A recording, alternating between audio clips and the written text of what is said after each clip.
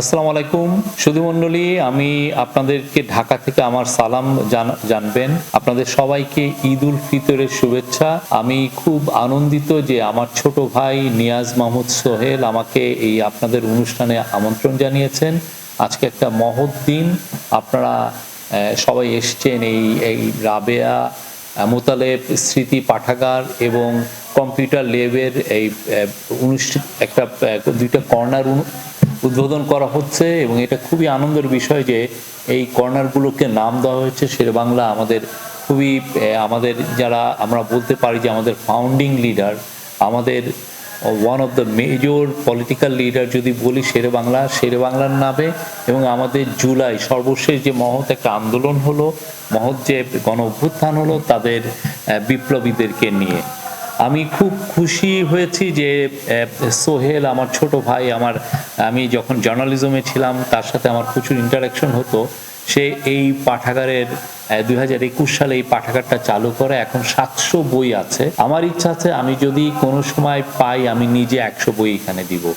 আমি খুব খুশি হয়েছি যে সে এই উদ্যোগটা নিয়েছে। মানে একটা বড় জিনিস কি যে এটা একটা ইনস্টিটিউশন, এই ইনস্টিটিউশনটা যদি আপনারা বড় হয় সেটা হবে কি এখান থেকে আপনারা অনেক ধরনের কালচারাল প্রোগ্রাম করতে পারবেন, ফ্রি মেডিকেল ক্লিনিক করতে পারবেন। মানুষের সেবায় এই ইনস্টিটিউশনগুলো কাজে লাগবে।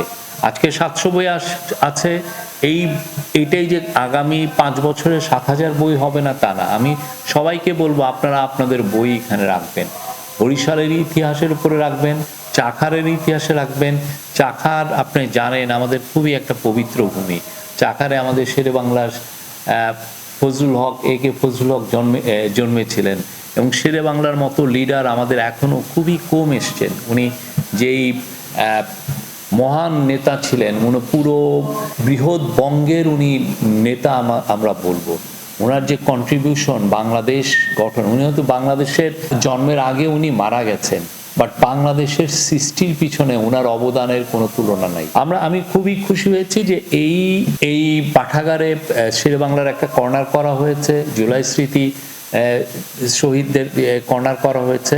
এটা আমি আশা করব যে এর নাম, যে জুলাই স্মৃতি পাঠাগারের নাম, আমরা বরিশালে যারা শহীদ হলেন তাদের কারো নামে যদি হয় আমি খুব খুশি হব। এটা সত্যিকার অর্থে যে জায়গায় অনেকে আমরা দেখছি যে সবাই আবু সাইদের নামে করছেন। আবু সাইদ মহান আমাদের শহীদ, কিন্তু বরিশালেরও তো অনেক শহীদ আছেন।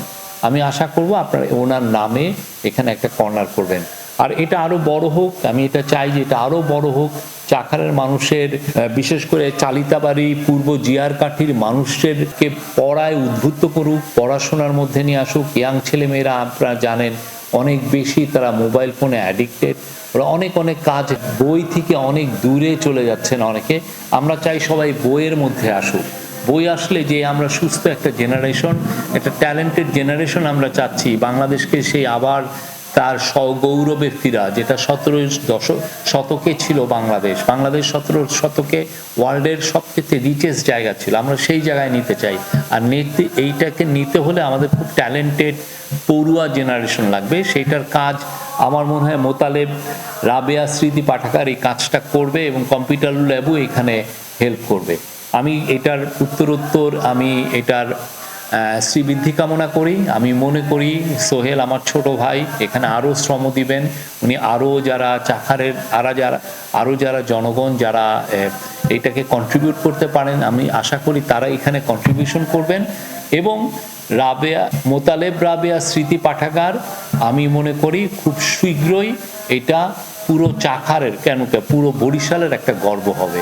আপনারা সবাই প্রাউডলি বলতে পারবেন যে না, আমাদের এখানে 1 লাখ বই আছে, 10 লাখ বই আছে, আমরা এটা দেখতে চাই। ধন্যবাদ, আমাদের জন্য দোয়া করবেন।